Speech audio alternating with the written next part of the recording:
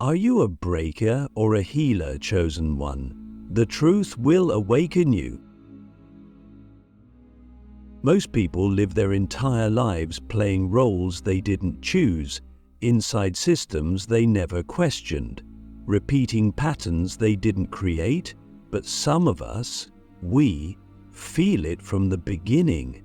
A disturbance, a discomfort, a knowing that something about this place doesn't feel right. We feel like we were dropped into the wrong family, the wrong timeline, the wrong world. And while others seem to flow effortlessly with the current, we are the ones who resist it. Sometimes we fight it. Sometimes we cry at night wondering why we just can't be normal. And yet, buried underneath that resistance, there is something sacred, a calling, a mission, a memory. That we were sent here not to blend in, but to change the game entirely. And if you're hearing this, there's a reason. You might be one of them, a breaker or a healer, or both. But what does that even mean, to be a breaker or a healer? It's not about identity, it's not a label to wear, it's a frequency, it's a divine assignment, a soul role. You didn't choose it from your mind, you chose it before you were born, in the space between lifetimes, when your soul saw the state of the world and said, "Oh, go." And in that moment, you weren't thinking about how hard it would be, you were thinking about how necessary it was. But once you got here, the amnesia began. You forgot. We all did. Because remembering too early would shatter the illusion too fast. And the illusion is part of the training. Click subscribe to this channel to get more profound spiritual lesson. So, how do you know which one you are? Here's the truth.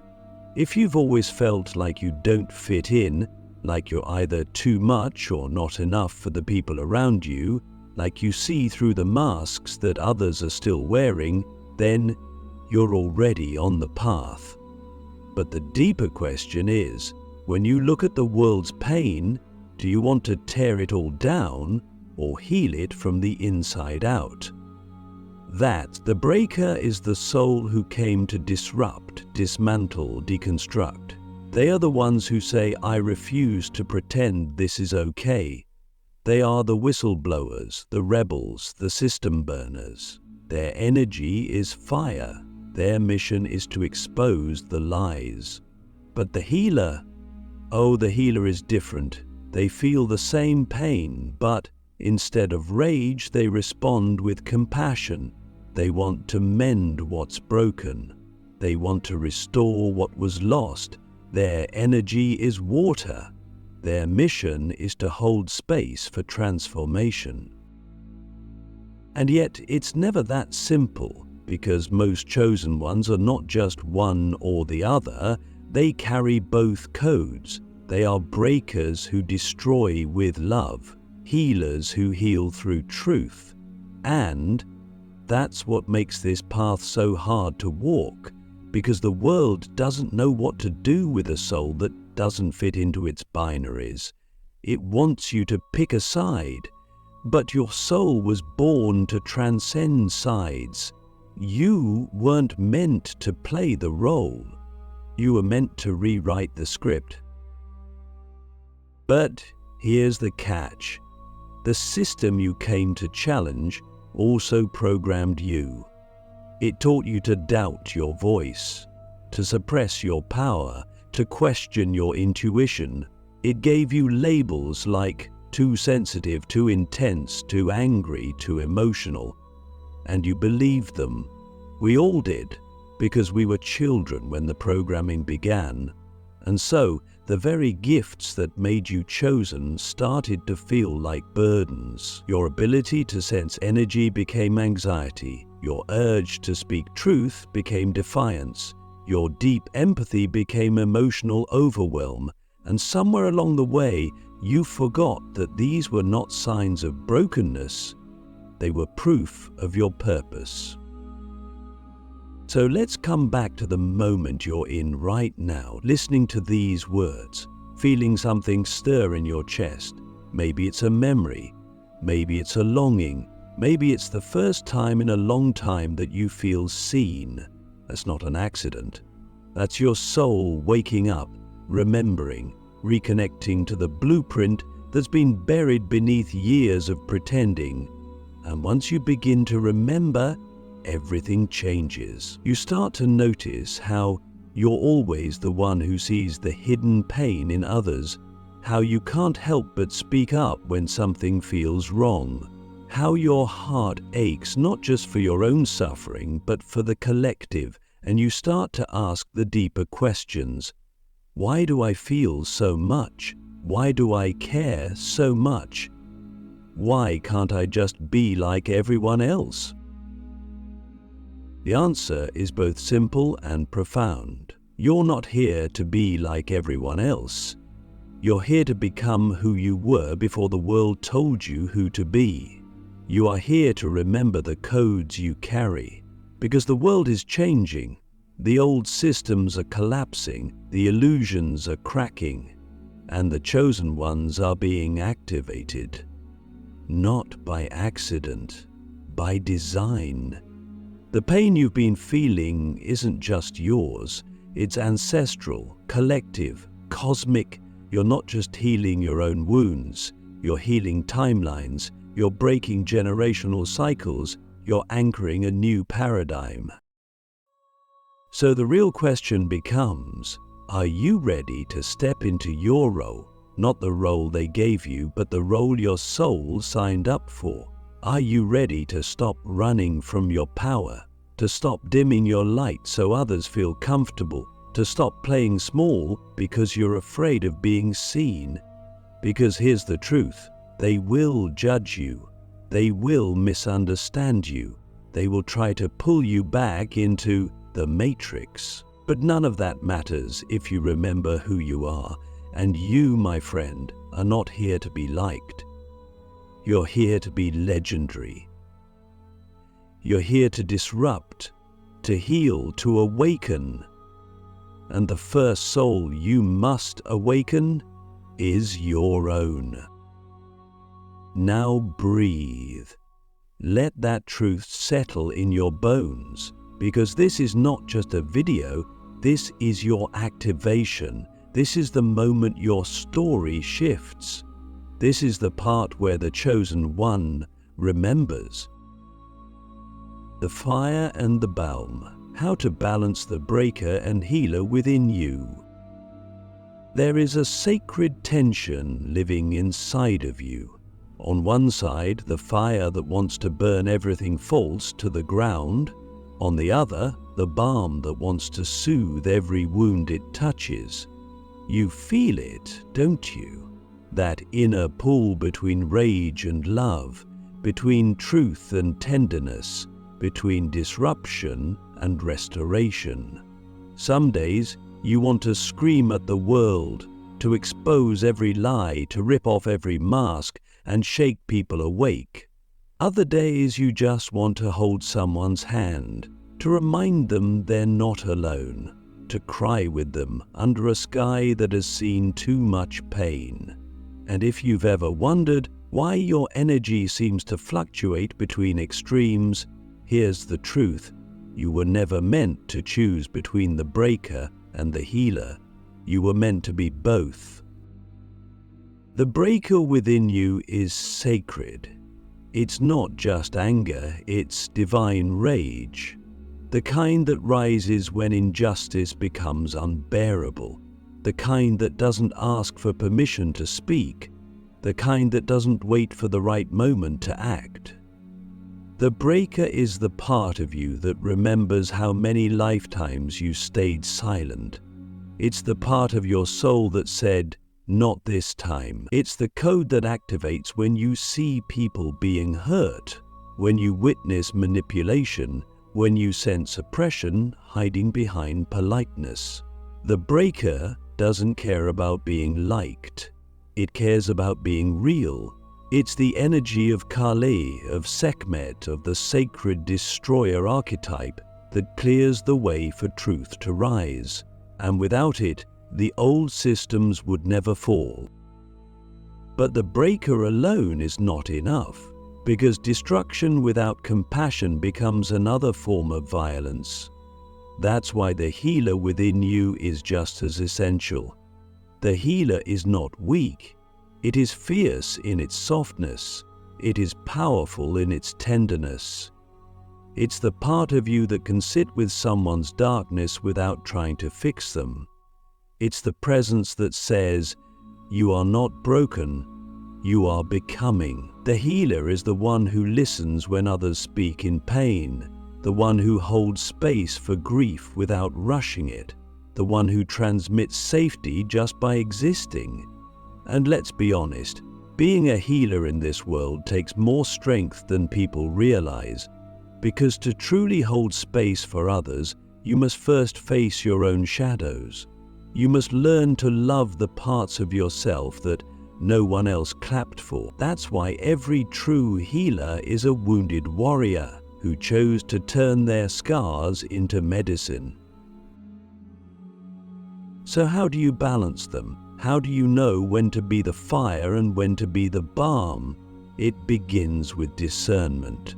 The breaker is needed when the lie is louder than the truth, when silence would be complicity, when the system is gaslighting you into thinking that your intuition is wrong. The breaker shows up not to destroy people, but to destroy illusions. But the healer enters when the breaking is done, when the rubble is still smoking, when hearts are raw and eyes are open. The healer steps in to say, "Now we rebuild. Now we remember love." And only you can feel when that shift happens. It's not a formula. It's an energetic intelligence, one that you cultivate through self-awareness, through presence, through listening to your inner guidance rather than reacting from your trauma. But let's go deeper, because what happens when you turn your breaker energy inward, when you start to destroy yourself instead of systems? That's when you know the energy has become distorted. The breaker, unhealed, becomes self-sabotage. It becomes perfectionism, shame, inner criticism masquerading as being hard on yourself. And the healer, unhealed, becomes codependency. It becomes people-pleasing, overgiving, rescuing others to avoid rescuing yourself. That's why the real work is not just in using these energies, but in healing their roots. Ask yourself, when did I first learn to suppress my anger?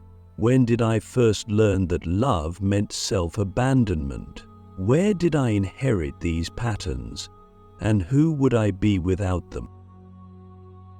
This is where your true power lives, in your ability to integrate, to hold both the breaker and the healer in your body without choosing one over the other, to let your truth be sharp but not cruel, to let your love be soft but not passive, to become the kind of presence that can look someone in the eye and say, "I will not tolerate this behavior and I will still hold space for your humanity."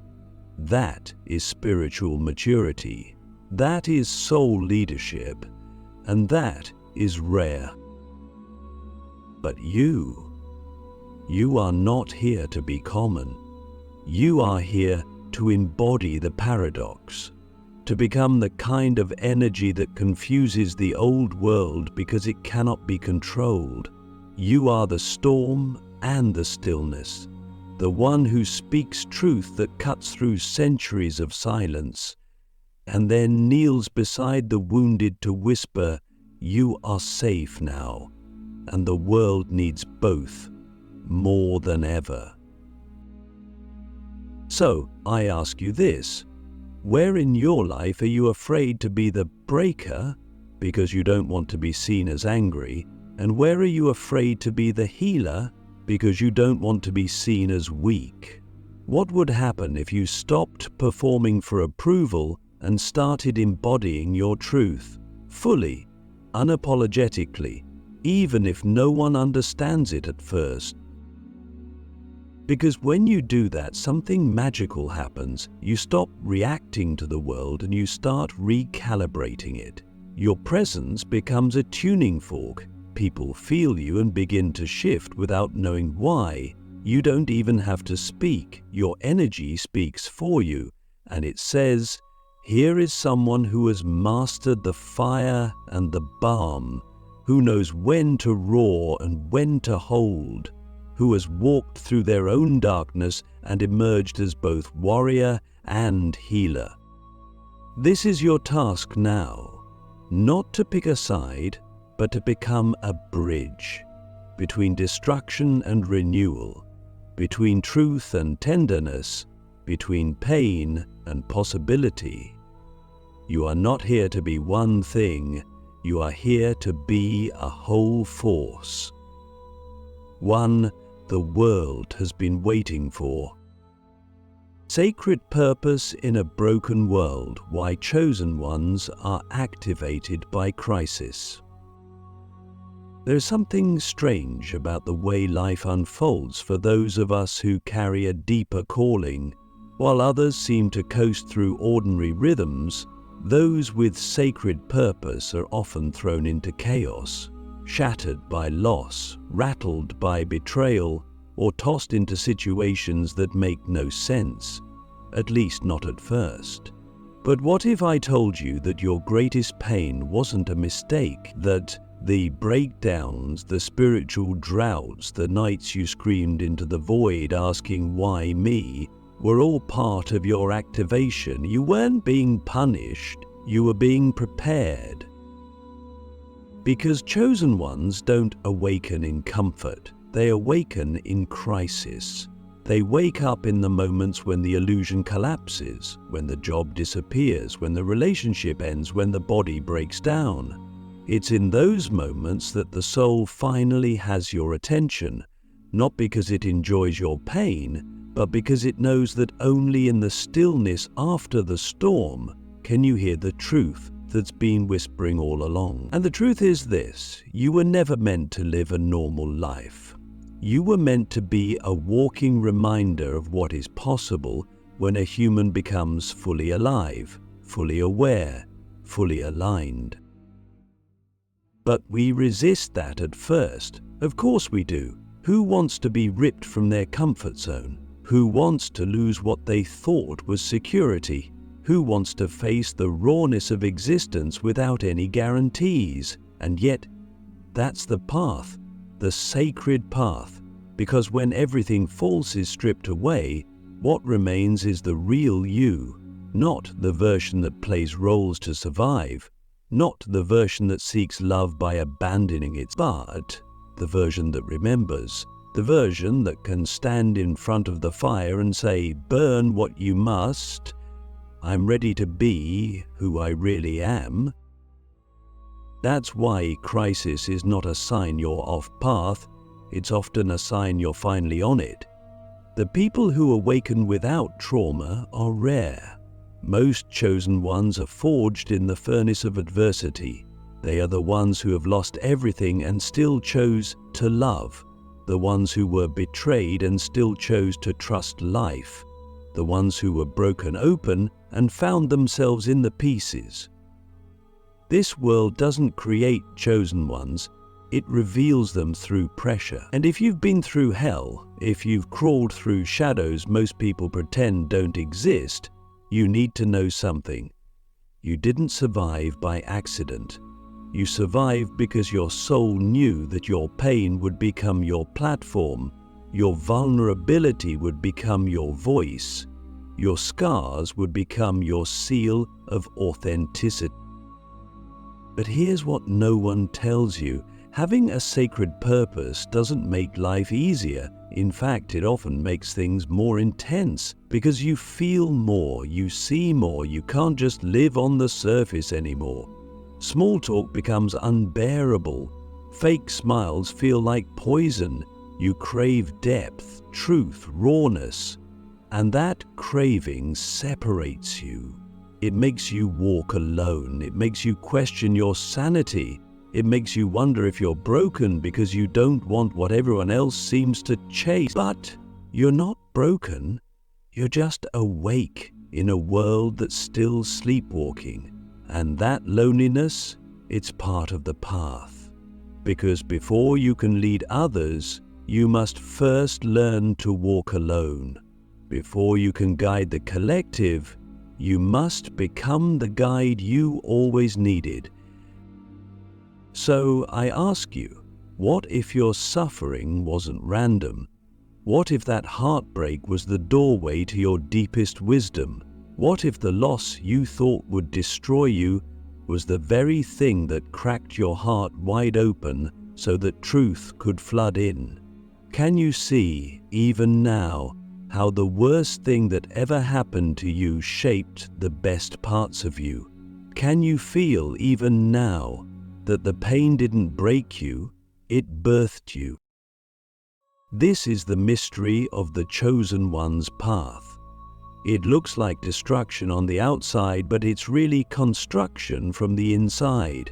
You are being built into something the world has never seen before. And yes, the process is brutal, but the result is beautiful. Because once you activate your purpose, once you align your gifts with your soul's mission, everything begins to shift. You no longer chase success, you radiate significance. You no longer need external validation, you carry internal knowing. You no longer fear the unknown, you become the unknown, unpredictable force that brings change wherever you go. And here's the most sacred truth of all. Your purpose isn't something you find, it's something you remember. It's what has been quietly pulsing beneath every experience you've ever had. It's the reason you didn't give up, the reason you kept going, the reason you're still here. You didn't come to escape the brokenness of the world, you came to bring light into it. You came to be a living example of what happens when a soul refuses to be numbed, silenced, or domesticated. You came to remind others that healing is real, that truth is powerful, that love is revolutionary. So if life feels chaotic right now, if you're standing in the middle of a storm wondering if you've lost your way, remember this: storms are not a sign of failure, they are the initiation. And on the other side of this storm, the version of you that rises will not be the same. You will be clearer, stronger, wiser. You will speak from lived truth, not borrowed beliefs. You will walk with the authority of someone who has touched the depths and returned with gold. You are not lost, you are being led, and every step, even the painful ones, is guiding you to the purpose your soul signed up for long before you took your first breath. You were sent to remember the final activation of the chosen ones. There is a moment in every chosen one's journey when the illusions fall away, not with a crash, but with a quiet clarity. A moment when you no longer need the world to confirm who you are. You no longer wait for the apology. You no longer chase the love that never saw you. Because something ancient within you has awakened, something that has been sleeping beneath the surface of all your suffering. It's the memory, the soul-deep remembering that you were never just here to survive. You were sent to remember, and through that remembering, to remind the world of what it forgot. You see, the final activation doesn't come with fireworks, it comes with peace. A peace that doesn't make sense to the world, a peace that lives in your bones even when the external chaos doesn't stop. You begin to realize that your entire journey, every heartbreak and every miracle, every betrayal and every breakthrough, was designed to bring you back to this one truth: you are not who they said you were. You are who your soul has always known you were meant to be. And that version of you, the real you, is not waiting to be found. It's waiting to be embodied. But embodiment is not a concept, it's a practice. It's the way you speak when no one is listening, the way you carry yourself when no one is watching, the choices you make when no one is clapping. To embody your mission means you stop waiting for signs and you become the sign. You stop waiting for the light and you become the light. You stop waiting to be chosen and you remember you're, and not by the world, but by something far more sacred. Your soul, your source, the intelligence that breathed stars into being and whispered your name into existence long before you had a body. Now you stand at the edge of that remembering. Can you feel it? The quiet pull, the sacred responsibility, the knowing that you didn't just wake up for yourself, you woke up for all those who still sleep, for the ones who are still trapped in the illusion, for the ones who are still trying to earn love by abandoning themselves, for the ones who can't yet hear their soul through the noise of the world. You are not here to save them.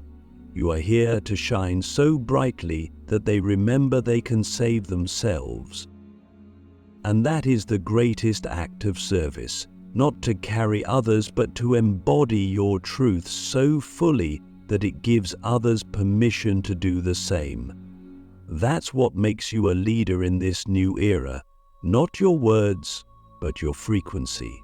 Not your knowledge, but your presence. And when you walk into a room with that presence, everything changes, not because you demand it, but because you are it.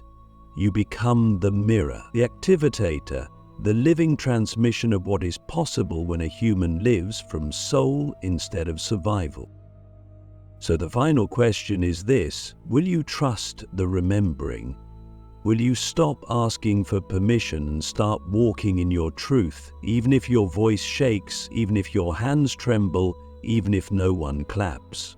Because the world doesn't need more performers. It needs more presence. It needs more souls who are done pretending, who are done apologizing for their light, who are done trying to fit into systems that were never built for their magnitude. You are not here to fit in. You are here to break molds. You are here to heal timelines. You are here to rewrite the story, and the story begins now. Not when you're ready, but when you remember you already are. This is your final activation. This is the moment you stop running from your power and start embodying it. This is the moment you become the remembrance this world has been waiting for. You were sent to remember. Now go and remind the world.